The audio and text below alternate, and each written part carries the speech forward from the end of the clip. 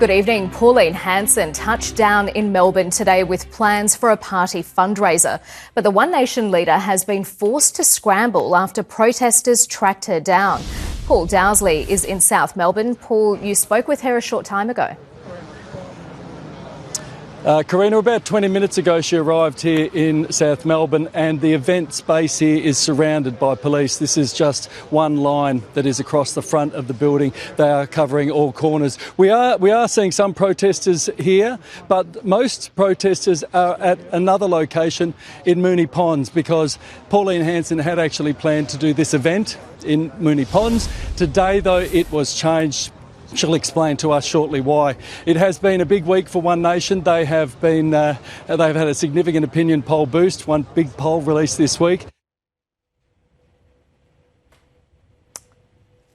$1 million for that advertising campaign. That campaign which will run ads saying "fire the liar" about our Prime Minister Anthony Albanese, and one of those digital billboards has been driving past us here in South Melbourne. So this fundraising event in Victoria will get underway shortly. Guests are turning up. They're being heckled by the protesters here. When Pauline arrived, she was heckled too. We spoke with her.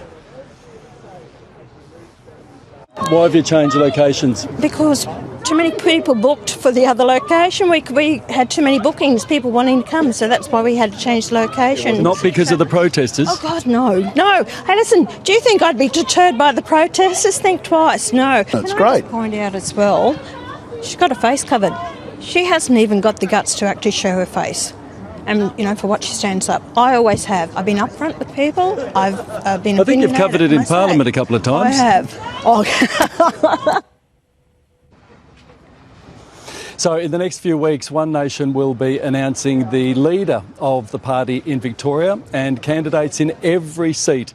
They will be standing candidates in the state election. That's November 28. Part of that is a big push here tonight for more members and more of this momentum, and it's happening inside here. If any more protesters arrive, if anything happens during this bulletin, Karina will come back to you.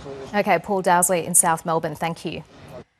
And powerful union leader Peter Marshall has been unveiled as the mystery man trying to stop the release of a long-awaited corruption investigation.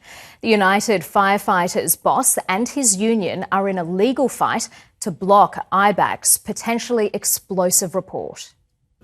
Finally unmasked, the National Secretary of the United Firefighters Union, Peter Marshall, is the man trying to block the release of a corruption report into his union. Are you or the union corrupt in any way? Well, I think my reputation stands for itself. I have numerous awards. Can you not just say no? I can't talk about Operation Richmond. Operation Richmond is the investigation by Victoria's anti-corruption watchdog IBAC into dealings between the union and the then Daniel Andrews government 10 years ago. It was set to be released until Peter Marshall and the union went to court to stop it. They wanted to be kept anonymous, but today a court ruled they could be revealed as the mystery litigants. We believe that Operation Richmond is unlawful. We believe we've got a good case on that. In what way is it unlawful? I would dearly love to tell you, but I'm not allowed to. You've read the report? I have I'm not even allowed to talk about the report at all. Otherwise, I end up in trouble. More importantly, it's a criminal offence. It's a big change from denials 3 weeks ago that he was the applicant. I don't even know what Operation Richmond is. I misspoke and I apologise for that. They're part of a cover-up, clearly, of what's occurring in this state. With one court battle settled over the identities, the main case itself can begin to determine if the Operation Richmond report is unlawful. That begins in closed hearings, June 24 at the Supreme Court. It is very disappointing that we are talking about a report for an investigation that started 9 years ago about events that occurred 10 years ago. We have nothing to hide. Paul Dowsley, 7 News. A heavily pregnant woman says she's still in shock after armed thugs broke into her home in Tarneit around 7 o'clock this morning. One of the teenagers was seen casing a neighbour's home before another armed with a machete tried to steal her car. A local school went into lockdown as police chased the trio. The Air Wing tracked one 15-year-old trying to flee in an Uber. Police arrested the other two nearby. Australian athletics is mourning a rising Victorian sprint star killed in a tragic holiday accident. Stawell Gift finalist Jemma Stapleton crashed on a motorbike while in Thailand with her family. She turned 25 last week. Jemma Stapleton had quite the future in athletics. Tonight, that's cut short. She was killed in a motorbike accident in Thailand. At the Doncaster athletics track where she trained, disbelief. She was a beautiful girl. She was so lovely, so beautiful, so bubbly. The exact circumstances of the accident are unclear, at least publicly. Her coach says she told him this year would be hers. Yeah, for somebody so young, so much in front of them. She talked about buying a house, getting married, having kids, and she had all that in front of her still to go. Jemma ran third in last year's Stawell Gift.